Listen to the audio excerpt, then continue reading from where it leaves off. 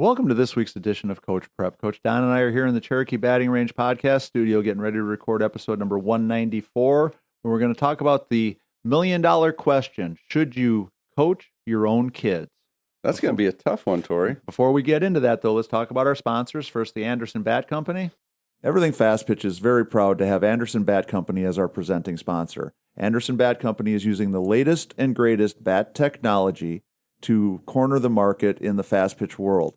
They have the -9 Rocket Tech, the -10 Carbon, and the -11 Carbon Light. Anderson Bat Company is using this technology to put a high-performing bat in the hands of hitters that really know the difference between a good bat and a great bat. We're also working with Anderson to provide a discount for all of our listeners.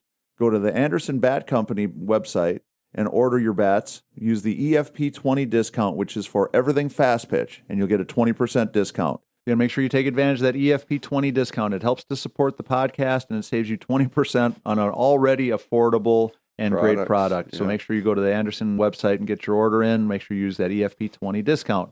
Also, if you want to help support the podcast, become a patron. Go to patreon.com/everythingfastpitch. When you get there, it's a really simple process. We're talking about $5, $10, or $20 a month. As we've been talking now for several weeks, 2022 calendar year was very good for us. 2023, we're off to a pretty good start, but we need to gain some momentum. We need to add a few more patrons. We're about 8 people away from being a break-even operation. So if we can get 8 or 10 people to come on board, depending upon how much you decide you want to help us, we can actually be in the black, which is something that we've only done for 3 or 4 months in the entire 5+ years that we've been doing this now.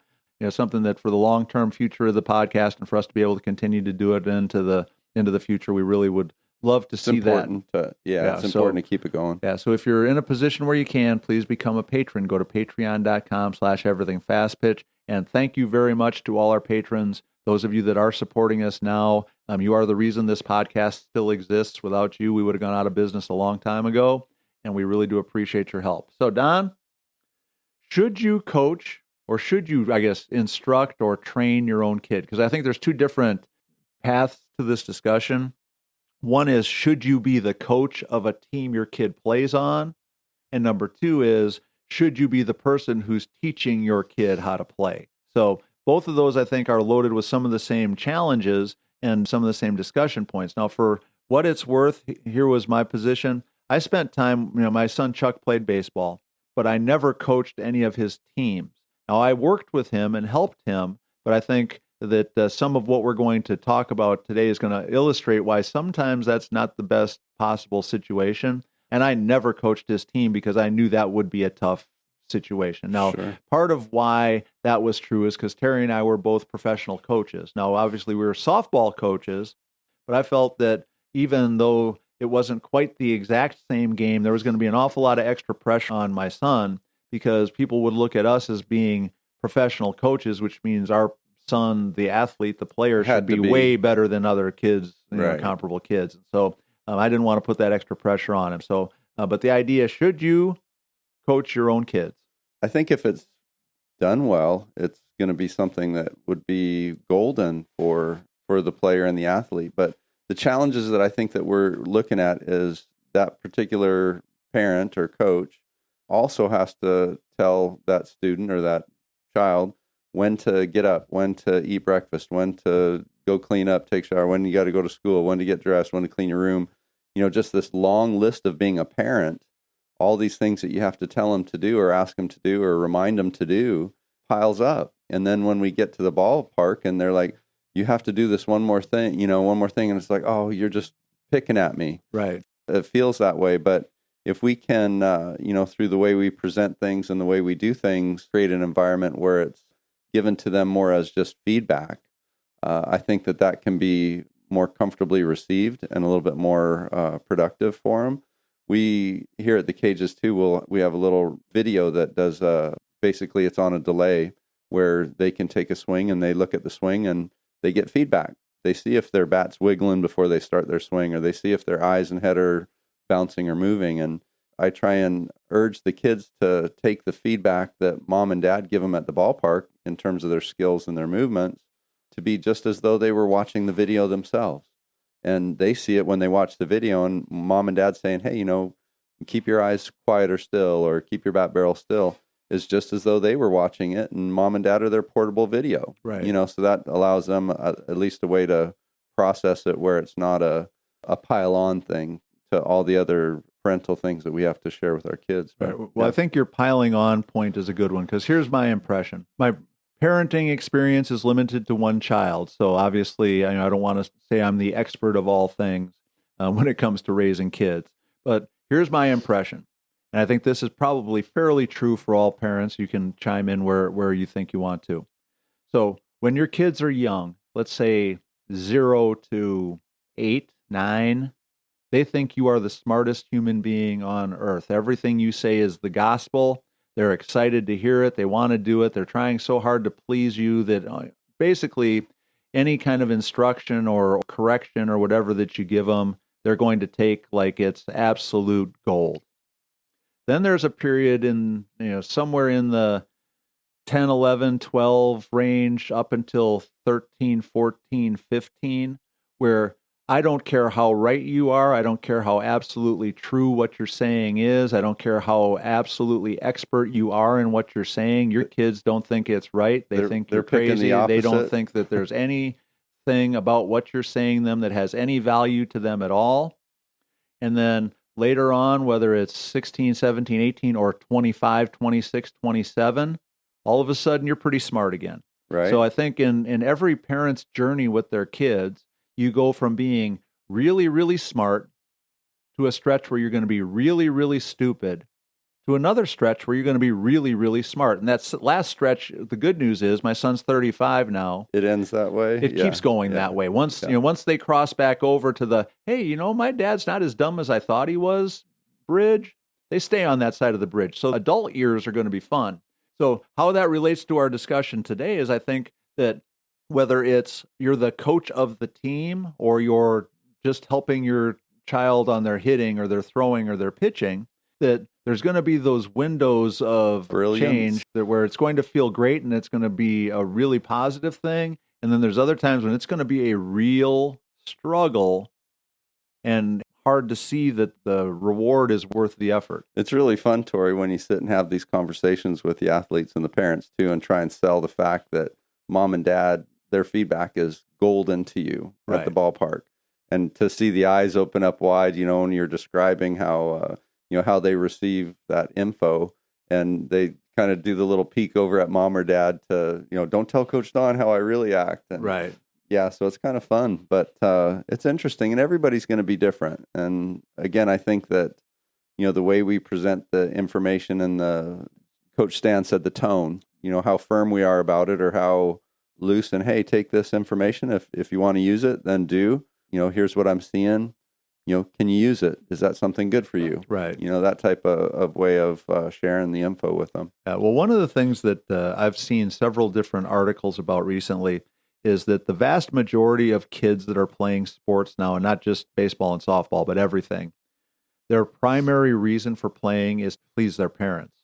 That every time they do something well or every time they do something wrong, the first thing they always do is look to see how mom and dad reacted to it. Sure. They don't even look to their teammates or their coaches. They look right, wherever mom and dad are in the stands. Yeah. The very first thing, and I've seen this up close and personal a bunch of times now, being around as many teams as I have. So that's something that we know that to the players involved, their parents' reaction, their parents' approval is something that's super, super key. Important. Mm-hmm. It's something that they really value. Now, they don't want to admit it. They don't want to act like it's true, but we see whether it's something that they've just been conditioned to do or something that's just a biological thing that they're want to make mom and dad happy. That's a whole nother discussion. But so we know if kids are constantly looking to see mom and dad's reaction, mom and dad's approval, then the idea that mom and dad should be able to be effective coaches kind of makes sense. Because if I'm trying really hard to please you or what you think about what I'm doing is really important, then hopefully what you're saying is going to have some value. But I think, Don, you touched on the real important part for us to get to today. I think a parent can be a great coach for their own kid. I think a parent can be the absolute worst coach in the history of coaches for their own kid, and has nothing to do with their knowledge, experience, the history that they have in the sport that they're trying to help their kids with, but how they deliver the information, how they deliver the message, as you said, the tone that they use. If you're really in tune with what makes your kid tick, you should be armed with the best way possible to deliver the information, to make the point, to help them learn, to help them get better. And that's, I think, the secret sauce that we're trying to find. And, the sarcasm, the frustration, the anger, the disappointment in our voices when we're delivering that information, I think is the reason for some parents being the absolute worst coach that their kid could ever have. And, some of it's just human nature. When you're thinking about your own child's performance, if they're not doing well, I mean, there's no way to avoid the feeling that it's a reflection on me. If my team plays badly as a coach, I always think it's a reflection on me as a coach. Well, if my kid's playing badly, maybe that's a reflection on me as a parent. So I understand how it happens, but if we want to continue to become successful in teaching and coaching our own kids, I think we have to start to think about view of this a little bit differently. So instead of, did she get a hit? How did my instruction, how did my working with her create the opportunity for her to be successful? Did it benefit? Right. And was it, she just got a hit, or was it something that I did that really is beneficial and setting her up for success? Well, and as you're describing all that too, Tori, I'm thinking about how from a parent coach, from their side too, that all these things in life away from the ballpark kind of build up to the way we present things. If we're really frustrated with all the stuff leading up to getting to the ballpark, and then they do something that needs to be corrected, am I going to let that affect how I share in my coaching presentation? And we have to compartmentalize or kind of take ourselves away from all the other, lifetime things that have built up to that feeling. So and that's on the parents, not the kids. Right. That's what I'm saying. It goes both ways. It piles up on us as parents and coaches. And then, if we let that leak into our presentation of the feedback we give them in practice, it can be detrimental. And then that creates a bigger block because then yesterday they were tough on me and it was obvious it was because I didn't finish my homework or whatever. Right. If I'm mad at you because you didn't take out the trash and then you make an error, and I'm really mad at you because you didn't take out the trash, right? But the error is the new thing that brings my frustration out, then obviously we're heading for a bad situation. Am I letting these things crisscross? Right. And I think that's the reason that this is a really worthwhile discussion today, because I think it's very difficult to do both, to be able to separate one from the other. So I think if I'm frustrated with my child because of something that's going on at home or in school or whatever, and then we go to the ballpark, that frustration over those other things is not going to just disappear. My patience and fuse is very short. And so whereas I might treat, player A, somebody else's kid, totally differently because I don't, I'm not frustrated with them. I'm not mad because they got a C on a quiz or whatever. But I think it's important, again, for our parents who are coaching their own kids to really be thinking about this now. Separate that stuff. And we spend a lot of time talking about strategy and rehearsal and practice and all that kind of stuff. And again, something else that if you want to coach your kid well, you need to be practicing and rehearsing in your mind how you're going to do these things. Because the reality is... Take that pause. Right. If we didn't have parents coaching teams, we'd have about 10% of the teams we have. Done. We always talk about how great it is that so many kids get to play. Well, the reason so many kids get to play is there's so many parents that want their kids to have an opportunity to play. Yeah. So, the idea that it's bad for parents to coach their kids is not what I'm saying. But what we are saying is if you're a parent who's coaching their own kid, and whether you're coaching the whole team or you're just working with your kid in the backyard, we have to rehearse in our minds. We have to strategize. How can I be the best coach I can possibly be? Most well received. Right. And to send the information to help my child become a better player. Because if I'm out there in the backyard working with them on their pitching, I'm obviously out there to help them become a better pitcher. Well, so that means I've got to be strong enough or mature enough or whatever that when she throws one over the backstop or throws one over the garage, that instead of being frustrated and acting out because I'm also mad because she didn't do her homework, I've got to be able to leave the homework and all that stuff in a whole different compartment. That's got to be 45 minutes after we're done with our softball. Then I get to go back to being the dad who's frustrated about the schoolwork or frustrated about the room being dirty or whatever. But while I'm being the coach or instructor or whatever it is, that's got to be my primary job at that point in time. And I know we're asking you to do something that's difficult, but I think that the potential payoff, if we get better at it, is so amazing to think about how much more fun it would be coaching your kid if your kid felt like softball was a respite from their real life relationship with you. It was a chance for you to just be their coach and not be their... We get to go do this other thing. Right. Yeah. And something that could be a whole lot of fun to do, something that could be really rewarding to see the gains and the progress and all that kind of stuff. And so I love the idea that parents want to coach their kids. I just want us to keep thinking about ways that we can do it better. And to me, the most important thing, we talked a couple of weeks ago about managing the frustration of a bad game and how to have a good post-game end of game discussion, post-game meeting. Well, I think the same thing is true here. You need to be practicing, how am I going to separate being dad from being coach? And how am I going to separate being mom from being the coach that should be able to do one thing and not have the other one bleed into it so much? And we can talk about that, right? And share how we're going to do that together. Right. This is something that we're going to establish as kind of our guideline and just our deal. Right. This is how we're going to do it. And the other one that I want everybody to be thinking about, because this is one I hear all the time. I hear moms and dads basically bragging about the fact that to make sure that people, so that we don't get labeled as a daddy ball situation, Right. I'm twice as hard on my own kid as I am on everybody else. Not necessary. That's dumb. Yeah. That's just dumb. If you're extra mean to your kid so that you can be a little bit mean to somebody else's kid, that's just dumb. We've got to lay that out the way it really is. Being extra hard on your kid to give the impression that you're being fair to other kids means you're doing some stuff wrong. We got to address that. How are we really, affecting our own? Right. And making your own kid more miserable so that other kids will want to play on your team, that doesn't sound like really strong strategy to me. How about just being neutral? Well, right? and especially because we keep talking about all this other stuff that's going on in the world. We talked on the Everything Fast Pitch podcast this week about how, even a team like Oklahoma, where they're doing nothing but winning, but how unhappy and disappointing and frustrated and challenging that was for so many of those players. And they're winning all the time. How's it feel for your 13-year-old kid to have you going off on them constantly at practice because you're setting the tone that I'm going to be harder on my own kid than I am on everybody else's kid?